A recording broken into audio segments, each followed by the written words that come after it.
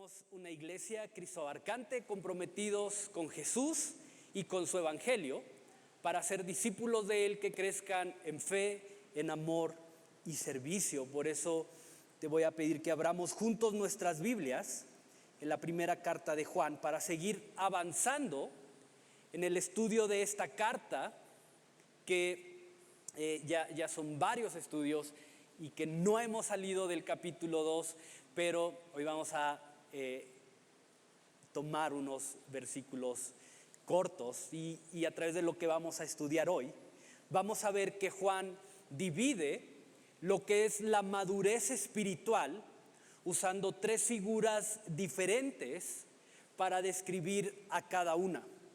Entonces, hoy vamos a ver cuáles son esas etapas desde la perspectiva de Juan. Vamos a ver qué es lo que caracteriza a cada una de esas etapas con el propósito de que puedas identificar en cuál de esas tres etapas te encuentras el día de hoy y cuál es el propósito del por qué debemos madurar espiritualmente. Entonces, vamos a ver esos tres puntos el día de hoy. ¿Cuáles son las tres etapas espirituales que existen? ¿En cuál etapa estoy o estás? ¿Y por qué es necesario que espiritualmente crezcamos? Entonces, si ya estás ahí en Primera de Juan, acompáñame a darle lectura a los siguientes versículos. Primera de Juan 2, versículos 12 al 14. Les escribo a vosotros, hijitos, porque vuestros pecados han sido perdonados por su nombre. Les escribo a vosotros, padres, porque conocéis al que es desde el principio. Os escribo a vosotros, jóvenes, porque habéis vencido al maligno. Os escribo a vosotros, hijitos, porque habéis conocido al Padre. Os escribo a vosotros, padres, porque habéis conocido al que es desde el principio. Os escribo a vosotros, jóvenes, porque sois fuertes y la palabra de Dios permanece en vosotros o en ustedes y habéis vencido al maligno. Si has estado con nosotros, has visto el avance, la narrativa de la carta de Juan, pero aquí continúa esta sección dirigiéndose a tres grupos diferentes. Si te fijas, habla de hijitos, habla de jóvenes y habla de padres. Ahora, cada uno de estos grupos, más que referirse a una figura para señalar a los miembros, si pudiéramos decir, de una familia, ¿no? o referirse a una figura de un contexto familiar, Juan lo usa para identificar las distintas etapas por las que atravesamos en nuestro crecimiento espiritual. Entonces, desde el entendimiento de Juan, hay una etapa de niñez espiritual que pudiéramos decir que es alguien recién convertido al evangelio. Alguien que todavía no tiene mucho conocimiento de la palabra, alguien que sus convicciones apenas comienzan a formarse, comienzan a cambiar, comienza a caminar bajo el entendimiento de quién es Dios y de lo que Él ha dicho que es y de lo que Dios espera de Él. Una etapa de juventud en donde la persona de alguna manera ya tiene cierto tiempo en la fe, cierto conocimiento de la palabra, su relación con Dios comienza a profundizarse y ya vive por convicciones generadas a partir de la verdad del evangelio. Y dice Juan, una etapa adulta, una etapa de padre, una etapa adulta, que es alguien que ya desarrolló convicciones firmes, donde difícilmente se va a mover de esas convicciones, alguien que vive alineado además a esas convicciones, y su relación con Dios es una relación profunda y una relación estable. Y eso es lo que hace Juan al distinguir estos grupos. Señalar las diferentes etapas por las que vamos transitando en nuestra madurez como cristianos. Ahora, me encanta porque lo primero que Juan hace, a lo primero que Juan nos dirige, es que en esta etapa de niñez, en esta primera etapa, Juan nos dirige a la idea de que nuestros pecados han sido perdonados a través del nombre de Jesús. Mira cómo lo dice en el versículo 12. Os escribo a vosotros, hijitos, porque vuestros pecados han sido ¿qué? Perdonados. Y hemos estado hablando mucho de esto. Si has estado con nosotros en las últimas 4 semanas, espero que ya te haya quedado bien claro y se te haya grabado qué es el Evangelio. Así que hemos estado hablando mucho de esto, pero quiero que veamos este ángulo. Y dice Juan, el perdón de nuestros pecados ocurre al principio. Ocurre en esta primera etapa, no en una etapa de mayor crecimiento espiritual, o no ocurre en una etapa de mayor madurez. Es decir, la primera muestra del amor, la primera muestra de gracia, del amor de Dios, lo recibimos en esta primera etapa. Dios nos dice, mira, te voy a dar, ¿qué te gusta? 3 años. Si en esos 3 años voy a ver cómo te comportas, voy a ver si valoras el sacrificio de mi hijo, voy a ver si te esfuerzas en vivir en la gracia, y si durante esos 3 años cumples con esto, entonces pasas al siguiente nivel, que es el nivel del perdón. No, suena sencillo o es sencillo, pero Dios nos recibe, nos abriga con la gracia de su perdón.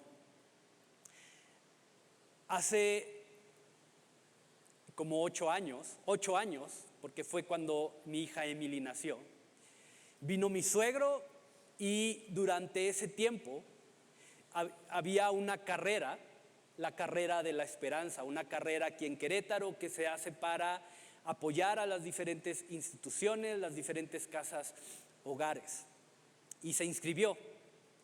Y cuando pagó su inscripción, le dieron su playera de corredor, le dieron un número de corredor y le dieron una medalla. Así, en el kit ya venía una medalla lista para él. No le preguntaron si había corrido antes, no le preguntaron si se había entrenado para la carrera, cuál era su tiempo de 5 kilómetros, que era lo que se había inscrito. No le dijeron, mira, si se compromete con la carrera y se esfuerza por llegar a la meta, entonces le vamos a dar su medalla, aquí se la guardamos. No, desde antes de correr, desde antes, él ya tenía asegurado un lugar en la carrera, un número de corredor y una medalla. Llegara o no llegara, él ya podía decir, aquí está mi medalla de la carrera de la esperanza. Y sabes, el perdón de Dios es así. Desde el inicio Él nos recibe con la gracia de su perdón. No a la mitad, no al final y después de haber demostrado cierto conocimiento, cierto comportamiento, cierta capacidad. No. Por eso hoy podemos tener la certeza, como lo hemos estado viendo, de que nuestros pecados han sido, son y permanecerán perdonados. Por lo que no tenemos que esforzarnos para ganarnos ese perdón de Dios. Yo ya no tengo que hacer nada para que Dios me perdone. Él me ha recibido con la gracia de su perdón. Ahora, ¿por qué ese perdón es efectivo? ¿Por qué Dios puede perdonar mis pecados de manera efectiva? Ya lo vimos. Y dice Juan, lo vuelve a decir, por su nombre, por el nombre de Jesucristo. No por mis méritos, no porque soy buena persona, no por lo que he decidido hacer, no porque decidí irme de rodillas de aquí a Shostan, ¿verdad? Para que Dios me perdone mis pecados, no. Simplemente por el nombre de Jesús y por su gracia y por su misericordia. Ahora quiero que medites en esto. Y esto es lo importante. Saber que lo primero que recibo, saber que con lo que Dios me recibe es con el perdón de sus pecados, me da la gracia que necesito para poder caminar en obediencia a la palabra de Dios y a su voluntad, no desde una posición de temor, sino desde una posición de adoración y de gratitud. ¿Te das cuenta? Es decir, obedezco a Dios, me sujeto a su autoridad, busco caminar en su voluntad, no por temor a las consecuencias, no por temor al castigo de no hacerlo, sino porque entiendo que ahora en Jesús soy amado, entiendo que soy perdonado y soy libre de condenación. Y por consecuencia, adoptado como su hijo. Y eso es lo que Dios quiere de nosotros. ¿Cuántos son papás acá?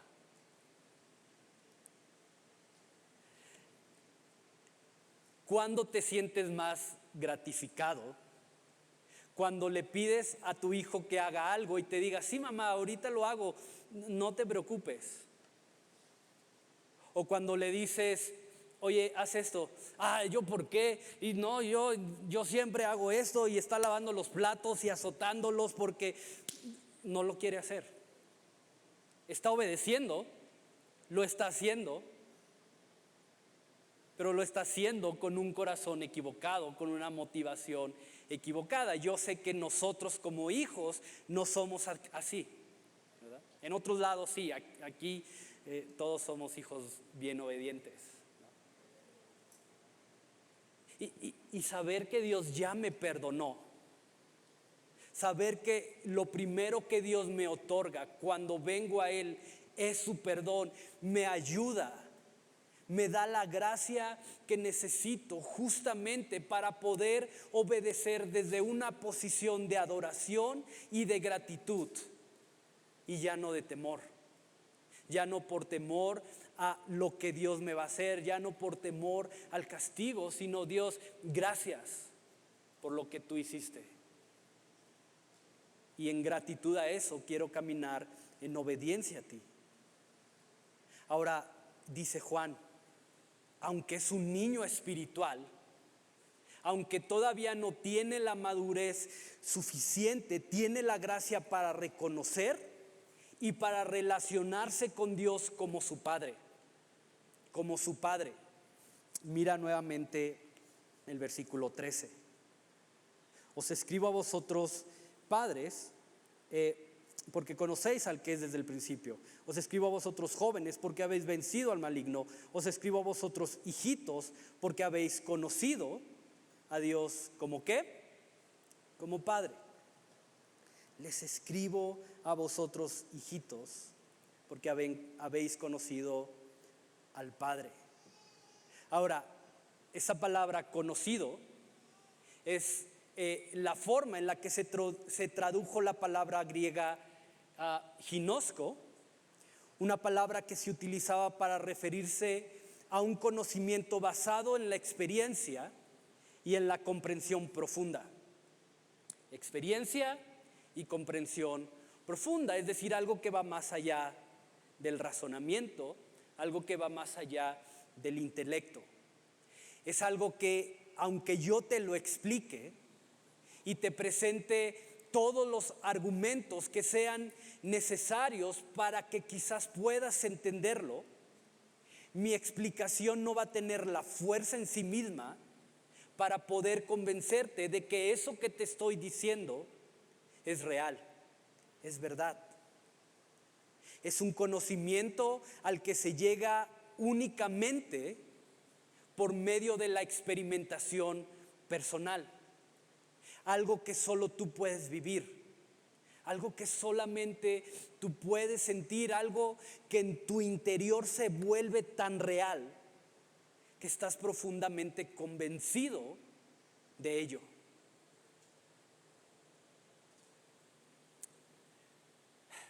No sé si te ha pasado que alguien dice, oye, vamos a ir a comer a tal lugar, ¿quieres ir? Híjole, no puedo, pero ahí te comes unos tacos por mí. ¿Eso te satisface? Ah, sí, yo me como 5 tacos por ti. ¿Eso te va a quitar el hambre a ti? ¿Vas a saborear tú esos 5 tacos que la persona se comió? No. Necesitas ir tú a comer eso. Necesitas tú saborear la salsita de molcajeteada, ¿verdad? Y la tripita bien doradita. Y yo te puedo platicar y decirte, sentía como la grasita bajaba por mi garganta y la coquita bien helada, ¿no? Y te lo puedo platicar y... ¿está bien? Ese es el sentido de la palabra ginosco. Ese es el sentido de la palabra conocido. Algo que yo te puedo platicar, pero que si no lo has vivido, si no lo has experimentado, si no lo has sentido, simplemente para ti va a ser como, sí, está bien. Dios te ama como padre. Sí, está bien. Mi papá se fue, mi papá me abandonó, mi papá, entonces... El amor de Dios es profundo, es ancho, es vasto, es eterno. Sí, está bien. ¿Sabes? Solo quien ha recibido el perdón de Dios ha podido experimentar, ha podido vivir, ha podido saborear la gracia del amor de Dios como ese Padre. Solo aquel que ha recibido ese perdón. Dice Pablo en Romanos 8, el Espíritu mismo, el Espíritu de Dios le da testimonio a nuestro propio espíritu de que somos hijos. Y te repito, solamente el que ha recibido el perdón de sus pecados puede experimentar el amor de Dios como ese Padre. Y sabe cómo se siente, y sabe cómo se ve, y sabe cómo se disfruta. Y es tan real en su interior que ve a Dios como ese Padre que quizá nunca tuvo, que quizá fue ausente, que quizá fue agresivo, o aunque quizás fue bueno, pero dice, aunque mi papá es bueno, tengo un papá que es mejor, porque lo ha experimentado. Pregunta, y quiero que medites en esto, ¿pero has sentido la paz y el amor de Dios en tu corazón? ¿Vives confiado en que ni lo alto, ni lo bajo, ni lo presente, ni lo porvenir te pueden apartar de su amor? ¿Vives una relación profunda de gracia en la que puedes disfrutar y puedes deleitarte en el amor de Dios como tu Padre? Si es así, entonces tus pecados han sido perdonados. Ahora, todo lo que está sano, naturalmente tiene que crecer. Si tú ves a un niño de 14, 15 años con una estatura de un niño de 10 años, dices, como que algo no está bien aquí. Como que hay algo que se tiene que revisar porque no está creciendo, ¿no? Aquí está Cris, tenemos un experto en plantas, ¿no? Y no lo digo por lo alto, lo digo por las plantas, ¿verdad? Pero él sabe cuando una planta no está creciendo correctamente, cuando hay que echarle abono, cuando hay que cambiarle el agua, cuando hay que ponerle vapor. Si tienes plantas muertas, acércate, Cris, él te puede asesorar. Entonces todo lo que está sano tiene que crecer y crecer de manera correcta. Y mira, versículo 13, les escribo a vosotros, jóvenes, porque habéis vencido al maligno. Versículo 14 también habla de los jóvenes. Os escribo a vosotros, jóvenes, porque sois fuertes y la palabra de Dios permanece en vosotros y habéis vencido al maligno. Ahora, Juan hace esta distinción entre un niño espiritual y un joven espiritual.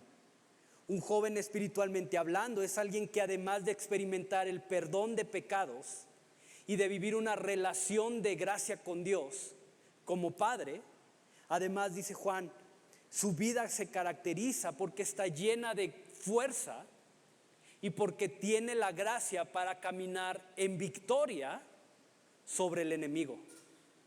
Entonces, ojo, no nada más te quedas como bebé espiritual, sino que tienes que transicionar a esta etapa de joven. Y dice, el joven está lleno de fuerza y tiene la capacidad de caminar en victoria para vencer al enemigo. Ahora, para entender qué tipo de victoria es a la que se refiere Juan, tenemos que tomar en cuenta cuál es la estrategia o quién es el enemigo al cual nos enfrentamos. Y obviamente ese enemigo es Satanás. Y una de sus estrategias principales y más efectiva es tratar de engañarnos con la idea, pon atención a esto, es tratar de engañarnos con la idea de que Dios no es lo que Él ha revelado ser a través de su palabra.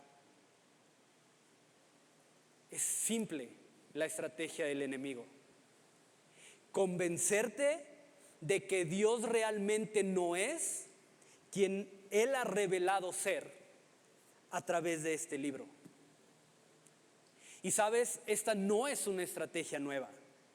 De hecho, creo que es la única estrategia que tiene Satanás. Si vamos al principio, al jardín del Edén, la conversación entre Eva y Satanás gira alrededor de esta misma idea. Mira, no pasa nada.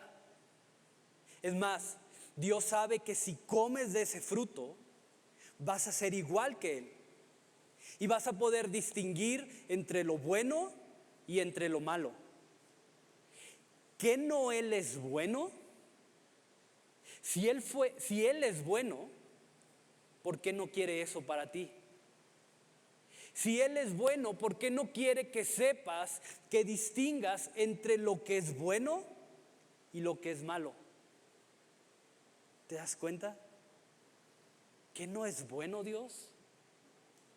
Es que si Dios fuera bueno, ¿por qué pasaste por lo que te tocó pasar? Es que si Dios fuera bueno, ¿por qué existen las guerras? Es que si Dios fuera bueno, ¿por qué existe el hambre? Es que si Dios es amor, ¿por qué manda gente al infierno? Es que si Dios fuera... Y aún Jesús tuvo que enfrentarse a ese mismo ataque. Si realmente Dios es tu Padre, si realmente Él es quien te ha dicho, entonces tú puedes hacer que estas piedras se conviertan en pan. Si Él es quien Él ha dicho ser y tú eres quien Él te ha dicho que eres. ¿Te das cuenta? Y esa es su estrategia.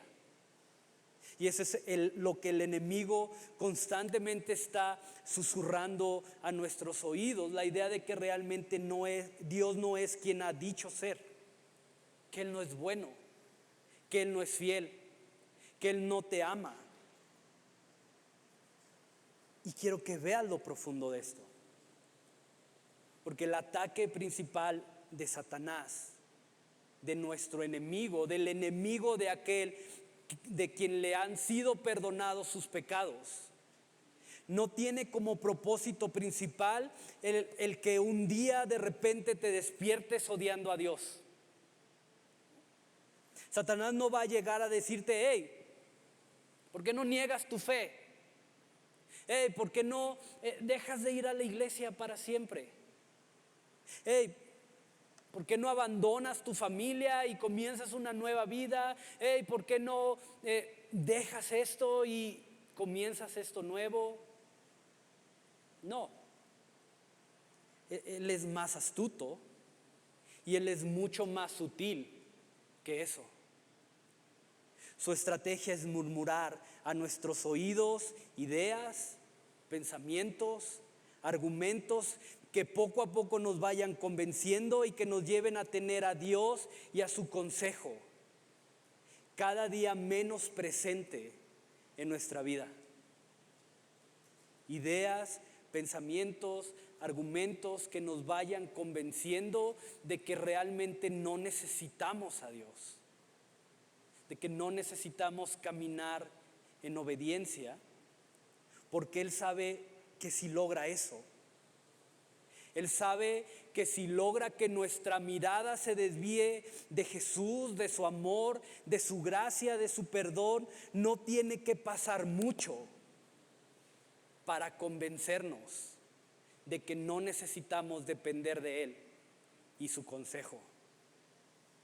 Y por consecuencia, ojo con esto, porque no nada más es convencernos de que no necesitamos a Dios, sino que la consecuencia de eso es que la idea de vivir bajo nuestros propios deseos, alimentando nuestras propias pasiones, siguiendo nuestros propios caminos, va a resultar mucho más atractivos que sujetarnos a su autoridad.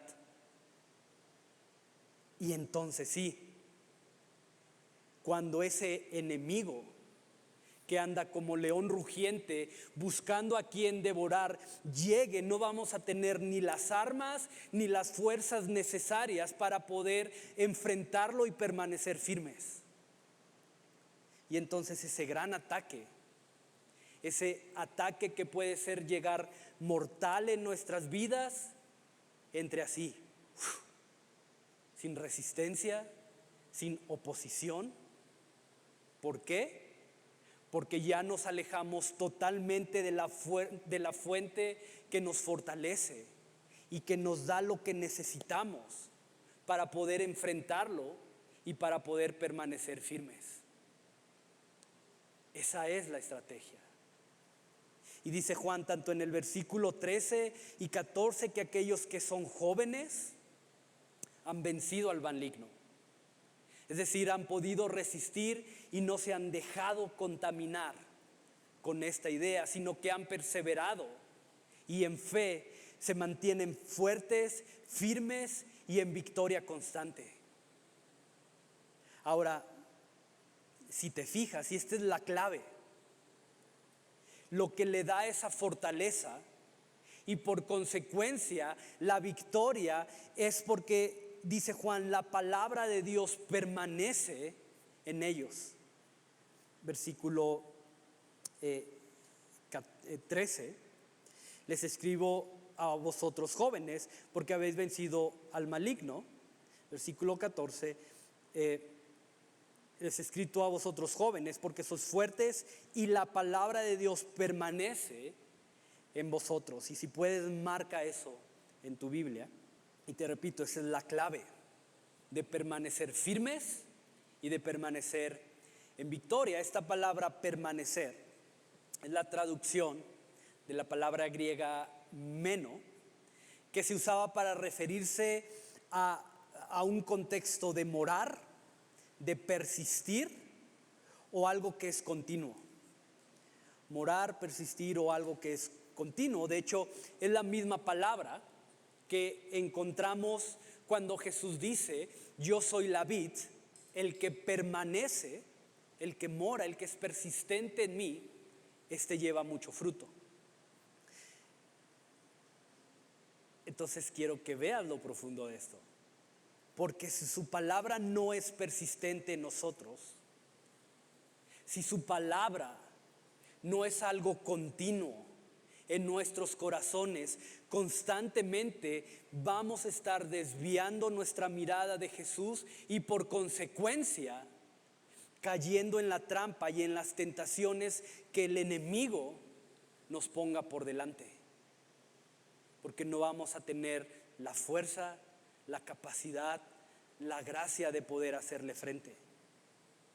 Por eso dice Pablo en Colosenses 3, oro para que la palabra de Dios abunde plenamente en ustedes. Que su palabra sea constante en sus corazones.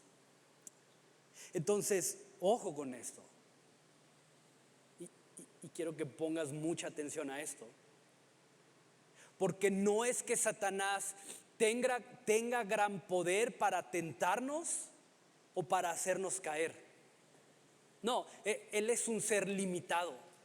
Es un ser con capacidades limitadas, con recursos limitados, con tiempo limitado. Satanás no tiene gran poder para tentarte o hacerte caer. Es que no tenemos en abundancia aquello que nos fortalece y que nos resiste, o que nos da la fuerza que necesitamos para resistirle y para hacerle frente. Esa es la causa. Y es esto, pero en un corazón en el que la palabra de Dios es persistente y es continua, es un corazón con la gracia necesaria para mantenerse firme, fuerte y en victoria. Ahí está la clave. ¿Quieres hacerle frente a las tentaciones que el enemigo pone delante de ti? Mira, no es ni con fuerza de voluntad, no es ni echándole más ganas, no es ninguna otra razón. Está aquí, haciendo que la palabra de Dios sea persistente y continua en tu corazón. Pregunta, ¿qué abunda hoy en él? ¿Qué abunda hoy en tu corazón? ¿Tu corazón está atraído por Dios y su palabra, o hay algo que lo está trayendo con mayor fuerza? ¿Qué hay en tu corazón? ¿Qué lo está trayendo?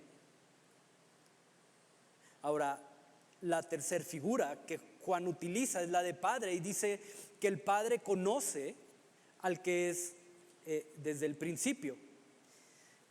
Y básicamente esta idea de padre, además de abarcar las características previas de experimentar el perdón de Dios, de experimentar un deleite continuo y real por habitar en la presencia de Dios y ser dirigidos por su palabra, el Padre espiritual tiene la gracia para convertirse en un modelo de fe y de un carácter transformado por el poder del Evangelio.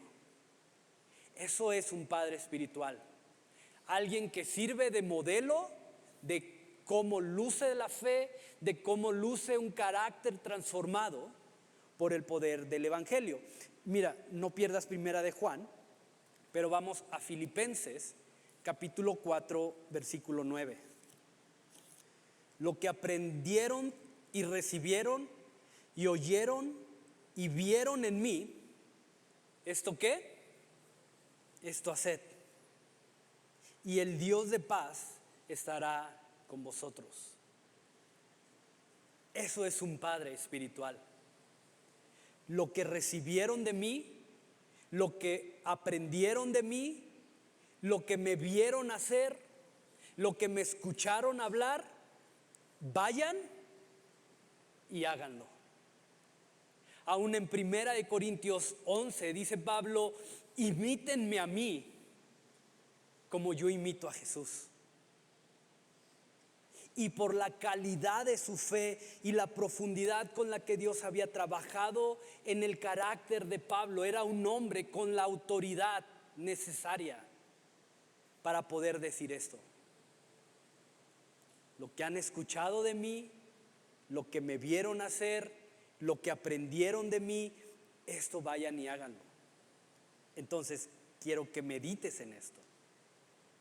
La idea de un padre espiritual. Es alguien con la gracia para guiar, para cuidar, para instruir a otros en la fe. Eso es lo que hace un padre espiritual. Algo que un niño no puede hacer. Algo que un niño no tiene la capacidad de hacer, cuidar a otro niño. Algo que un joven, aunque quizás puede hacerlo, pero la realidad es que todavía no tiene la madurez para cuidar, guiar, instruir en muchas áreas que necesita ser cuidado un bebé. Entonces, entre más crecemos espiritualmente, ojo con eso, entre más crecemos espiritualmente, mayor será la responsabilidad que tenemos de cuidar, de influir y de guiar a otros en la fe. Esa es la responsabilidad de un padre espiritual. Pregunta, y quiero que medites en esto. Pero ¿en qué etapa te encuentras hoy? ¿Eres un bebé espiritual? ¿Eres un joven espiritual? ¿O eres un niño, o un padre, espiritual? Y quizás dices, pues yo ni he nacido. Puede ser. Ahora, quiero que veas lo interesante de esto. Porque cada etapa se caracteriza por algo en particular. Dice Juan, el niño disfruta de Dios como padre. El niño goza de Dios como ese padre. Donde es consentido, donde es apapachado, donde todo es amor y felicidad, ¿no? El joven goza de fortaleza, goza de victoria, ¿no? Es impulsivo y vamos a hacerlo y vamos acá, vamos allá. Pero específicamente en esta etapa, en la etapa de padre, es una etapa que pone sobre aquellos que la han alcanzado la responsabilidad de cuidar a otros. ¿Te das cuenta? Ahora es interesante y quiero que medites en esto. Porque cuando Jesús describió cómo se veía una vida que permanece en Él, lo asoció con dar fruto. Yo soy la vid, dijo Jesús. El que permanece en mí, este lleva mucho fruto. No nada más fruto, sino mucho fruto. Ahora, el propósito de todo fruto, en lo natural, en lo real, en lo biológico, no es disfrutarse a sí mismo. Un fruto no se come a sí mismo, sino que su propósito, su naturaleza, es que otros disfruten de ese fruto.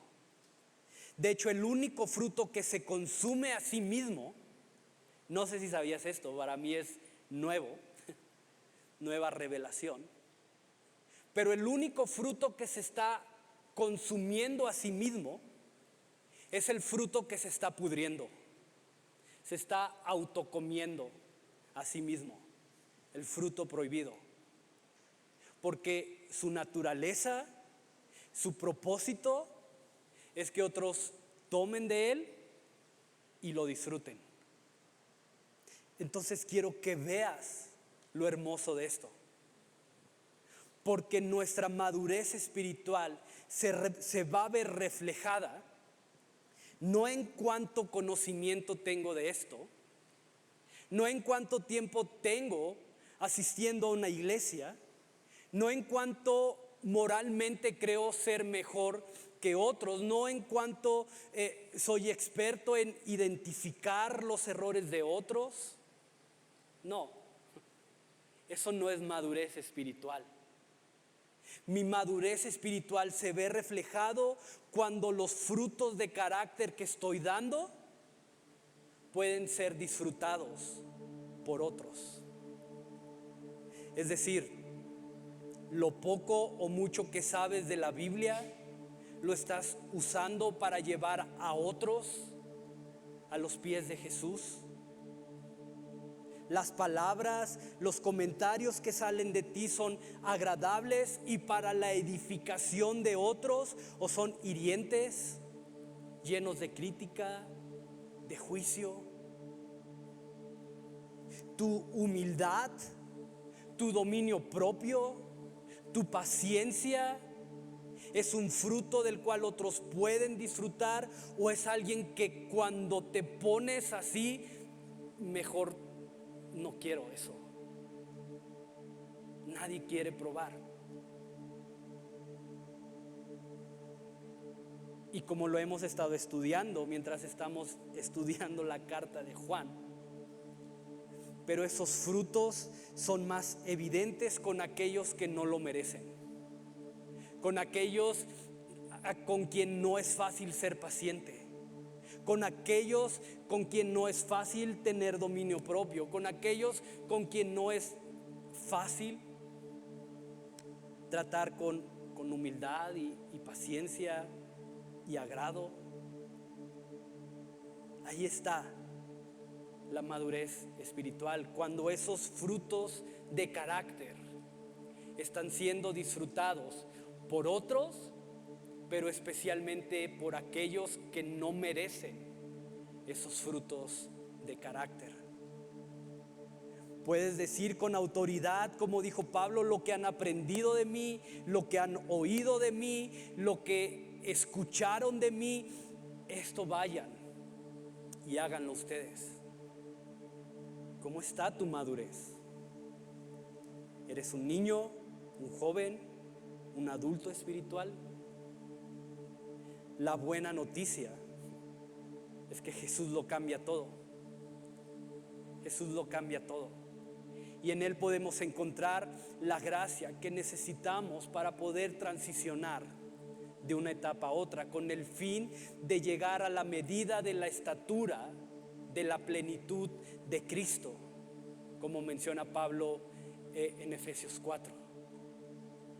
Y por eso vamos a terminar recordando y celebrando la Santa Cena también, porque creemos que a través de la obra de Jesús, de su sacrificio, hemos sido rescatados de nuestros pecados, pero también a través de Él es posible vivir una vida libre de nosotros mismos, una vida en la que podamos dar fruto, para que entonces sí, otros puedan ser bendecidos. Entonces te animo a que medites y que puedas decir, ¿sabes qué? Yo creía que era un adulto espiritual, pero ya me di cuenta que no. Pero te repito, Jesús es la respuesta a nuestra necesidad. Jesús es el alimento sólido que necesitamos para poder crecer de manera sana y correcta para la edificación de otros.